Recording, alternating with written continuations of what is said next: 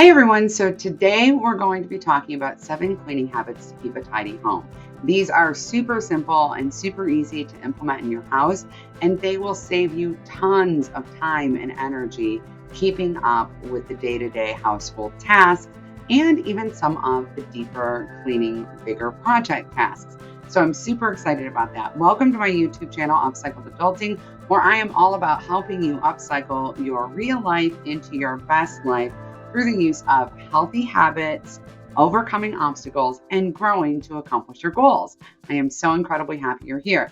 Now, you may have noticed a totally different look. I am post workout right now, but I really wanted to get this YouTube video recorded because this is a super popular topic and it is super timely and important for you because this time of year is outrageously busy, outrageously stressful, and outrageously overwhelming. This is the time of year that people often tell me that they feel the most buried and struggle the most to keep up on their everyday tasks. So today I am here to help you do just that. So let's get into these 7 cleaning habits that are going to make managing your home so much easier. Number one is touch once. In our home, we have a touch once way of living. And what that means is that when you have an object, when you're doing a thing, you put it away right away. But rather than setting it on the counter or setting it on a table, you just actually take the couple extra steps and put it where it belongs. Whether that means that you put your dish in the dishwasher right after you've eaten, or that means that when you bring the mail in, you sort it and put it where it belongs. Whatever that looks like in your home, not having piles of things that later need to be addressed or later need to be gone through makes it so much easier to keep up with all those little organizational tasks. Now, if you need help with this, I want you to know, especially related to the papers, I promise, I swear that is the biggest and craziest thing in my house. Check out my mailbox video. I have this video where I talk about the mailbox system I use for my kids' school papers, and it is absolutely amazing. And we use something really similar for things like our mail. It's okay. One of the files for our mail is file, and that just means that at some point I'm going to go and grab the things out of that file and I'm going to put it where it belongs, like put it into the file it belongs in.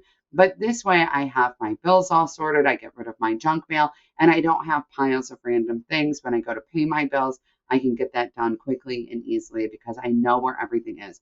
A touch one system makes it so much easier to take care of everything in your home, but it also allows you to have other people in your house taking care of their own stuff. That way you're not picking up the random things everybody else has left all over the place. Number two, I call location, location, location. Listen, it's all about the location and the ease and convenience of getting to the supplies you need to take care of what you need to take care of.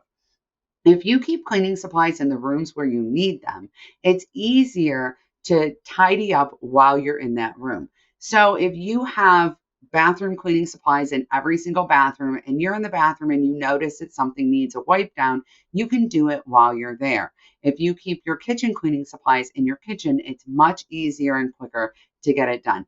The number of times before I implemented the system that I would leave the room to go and grab a cleaning supply and then get distracted by someone or something else in my house and never get back to that thing is outrageous. And when you do that, when you don't take care of it right away because you don't have the supplies on hand, it typically ends up being a much harder project to clean up whatever it was to begin with. Number three, and this really goes with number two, is do it while you're there. And what I mean by that is while you're in the room, just take care of what needs to get done.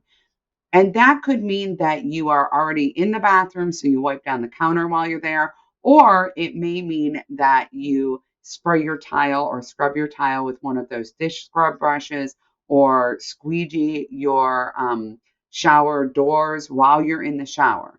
In addition, I like to pair things that go together. So while I'm in the kitchen cleaning or making dinner, I will clean up. While I'm in the kitchen making dinner, I may wipe down my refrigerator, for example. In addition to that, if you are giving the kids a bath, this is a great time to wipe down the counters and clean out the sink or clean the toilet because you're already in the room. Your kids are playing in the bathtub. You give them a little playtime and you get a little bit of stuff done. So doing it while you're there makes it a lot easier rather than having a big day filled with running all over your house to clean various places in your home. Number 4 is daily dishes. In my house, we run our dishwasher every single day and we empty it every single morning. This makes it super easy for everyone in my house to know when the dishes in the dishwasher are clean and when they're dirty. That allows everyone to put their own dish in there because you know that if you're having breakfast in the morning, the dishwasher's already been emptied. So you just throw your cereal bowl right there in the dishwasher instead of leaving it in the sink. And throughout the day, we all do this. Since we know that the dishwasher hasn't been run in the middle of the day, you're not going to open the dishwasher at 2 in the afternoon and find clean dishes. We're able to keep up with the touch ones of putting the dishes straight into the dishwasher. In addition, I never have to think about, are the dishes clean? Are the dishes dirty? Does the dishwasher need to be unloaded? What needs to happen here? I just start it every night and empty it every single morning. And I have to tell you, it's so simple, but it is a game changer. And for those of you who are worried about your water usage, just so you know, your dishwasher uses less water than you would use washing those dishes by hand. So go ahead and toss them in, run it every day, and just be done with it. For those of you who are struggling a little bit, maybe you don't have enough spoons today, maybe you feel like that's a lot to do, I want to just remind you that you can empty only the bottom rack of your dishwasher and reload the bottom rack, and you can actually use the dishes on the top rack. It's okay to have a bottom dirty rack and a top clean rack if that's what works better for you in your home. And this is especially true if you don't have a lot of people living in your house and maybe you're not filling your dishwasher as much as you usually do. In addition, it's fine to run your dishwasher every other day. It's fine to run your dishwasher only on Fridays, whatever it is that works for you. But having a consistent dishwashing routine matters. Now, when we didn't have a dishwasher, we washed all the dishes from each meal or each snack after the meal. And that was really helpful for us to keep up with our dishes. Dishes piling up is one of the most challenging things to deal with, in part because when they don't get rinsed really well, they tend to get sticky, food dries onto them, they can attract pests, and that is much more challenging than just taking care of them as you go. Number 6 is laundry lightening. Now, I'm going to share a few tips here about how to lighten your load when it comes to laundry. No pun intended. I just realized that. How to lighten your load when it comes to laundry, though. And we're going to play right into number 6 when I am wrapping this one up. So, things that you can do to lighten your laundry are pre-sort your laundry. So either you want to have a laundry hamper in every room because you only do laundry for each room on different various days, or you want to have laundry hampers where you can sort lights, darks, and towels. Now, here is a pro tip regarding dyeing clothes or dye off on clothes. Running your initial load of new clothes or dark clothes, or always running your clothes that are darks with vinegar instead of bleach, white vinegar, helps to set the dye and prevents cast off onto your other clothes. That way you don't end up with some funky colored socks because they ended up in the dark load by accident. We found in our home that our kids, by the time that they were 3, could actually pretty reliably sort clothes.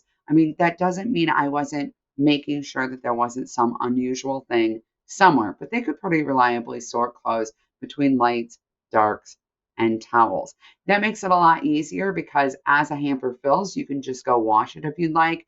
But one of the most helpful things is you don't have to sort through all the dirty clothes in your whole house and make them into piles. They're already pre-sorted, and that makes it a lot quicker for you. In addition to that, I would minimize folding. We get really hung up on folding so that clothes can end up in our drawers. And when our kids put away their own clothes, they end up tossing them in there in whatever haphazard way. The reality is socks are not going to wrinkle. We don't really need to worry about folding pajamas or underclothes. And we also really don't need to worry so much about folding jeans. They're not going to get completely trashed. There's a lot of shirts like t-shirts where the wrinkles will fall out really, really quickly, even if you don't fold them. We spend tons of time folding and sorting clothes. And in reality, most of these clothes could be quickly folded or quickly tossed into a drawer or a basket.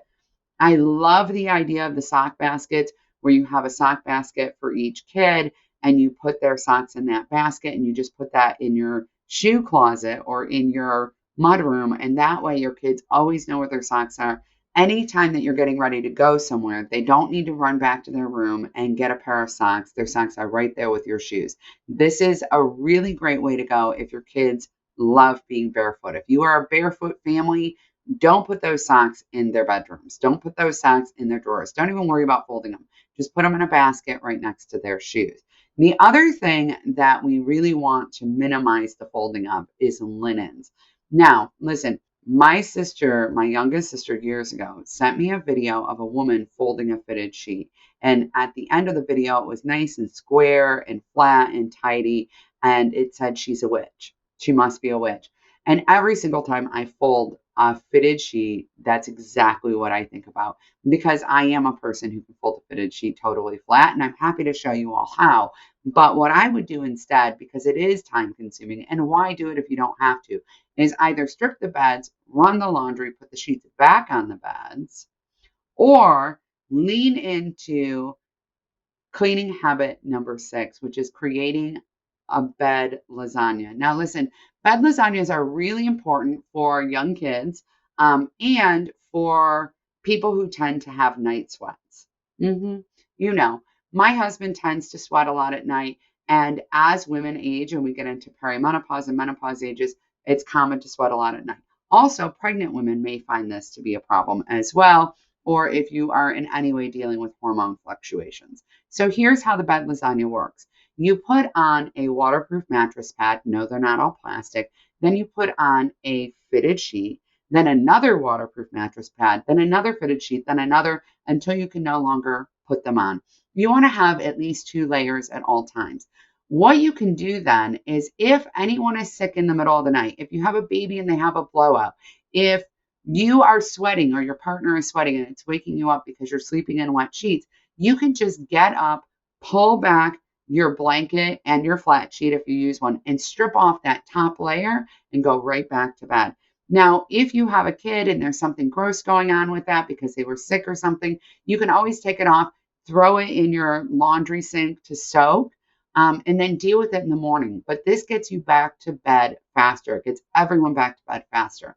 I promise you, the bed lasagna method, it's worth its weight in gold. You have to try it.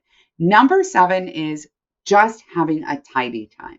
Now, in our home, when our kids were younger, we wanted to involve everyone in tidy time, and so we often did it right after dinner. But you can also do it in your bedtime routine. And generally, I had to, because I tend to nest and keep a lot of things near me that need to be put away at the end of a day. When you do this with your family, you can make it really fun for the kids by creating challenges. I used to say things like, I'm thinking of an object.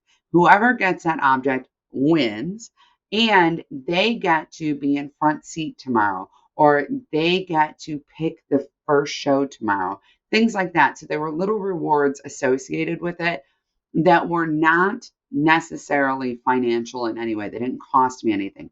But the kids would get really excited about trying to get the thing that I was thinking of. And because they'd be excited about that, they'd be fully engaged in picking up their toys or whatever other things they had left around the house. Now, this is incredibly helpful for getting that house back to a reset, especially if you struggle to unwind in the evenings and you want to have a cleaner, tidier house to do it, or you like waking up to a tidier house. So get the whole family involved in getting that tidy time. Then what I like to do is go around with a basket, collect things from one room that don't belong there, move on to the next room, put things back, collect things that don't belong there, move on to the next room, so forth and so on, till I'm right back at the first room. Now, if you want to see me do this because you're trying to follow what I'm saying here, make sure that you check out my YouTube video about this. I believe it's called Tidy Time, and you can see exactly how I get this done. And these 7 habits will help you keep a tidy home. Then when you have time or you feel like it, you can do some spot deep cleaning and things like that. But really, you won't have to do that full day commitment to cleaning your house. And you won't find that you're constantly cleaning or constantly picking up, especially when you work in things like Tidy Time and Touch Once. In addition, you won't feel buried in laundry or dirty dishes. This will just help you keep a baseline of tidiness in your home at all times and help alleviate some of that stress and overwhelm. It is not necessary to implement every single one of these habits all at one time. Pick the one that most speaks to you. Pick the thing that is most overwhelming for you to manage in your home, and then start incorporating one of the 7 habits that most correlates to resolving that problem. Listen, we do not need completely clean homes. And I want to very much end this video by talking about this.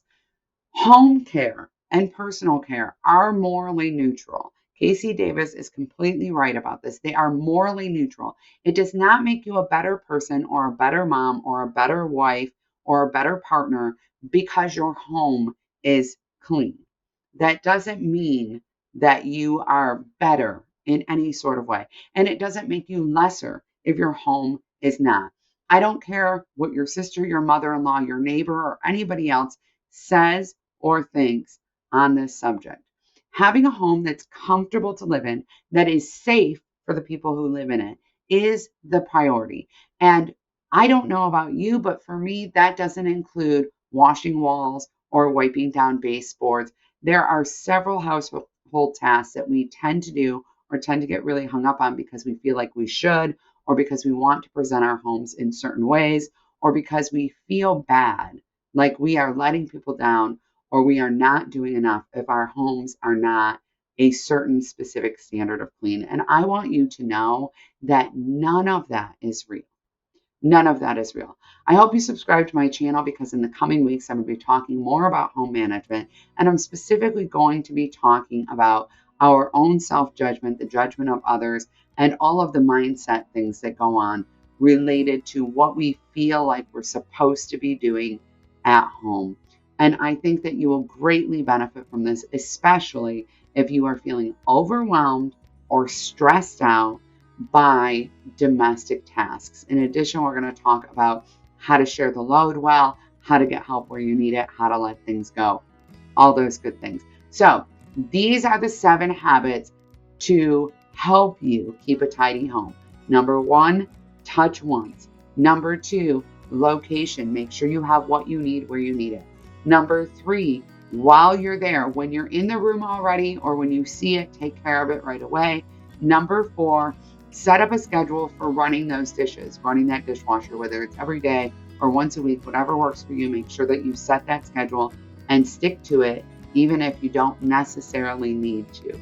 Number 5, lighten your laundry load and do the things that you need to do so that you have less work in managing the laundry. And by the way, feel free to have everyone in your house do their own laundry. At about 13, all of our kids started doing their own laundry. And really, they can start sooner. I know people who've had their kids start doing their own laundry at 10. They need to see you do it. They need your help with it at first. They need some coaching through it at any age. But kids can do their own laundry, and it is good for the kids to do their own laundry so that they know how to do it when they go off to college. All 5 of my kids actually thanked me for showing them how to do their own laundry when they went off to college. And a lot of their peers didn't know how to do laundry for themselves and needed to. So make sure that you get your kids on that. Number 6, use the bed lasagna method. I promise you'll be so glad you did. And number 7, create tidy time for your home with everyone who lives there gets to help with tidy time. And if you or your partner want to do a last tidy time before you go to bed, fabulous. That's what I prefer to do. Because again, when I'm awake, I tend to be surrounded by a little bit of clutter, and so I want to get it all put away.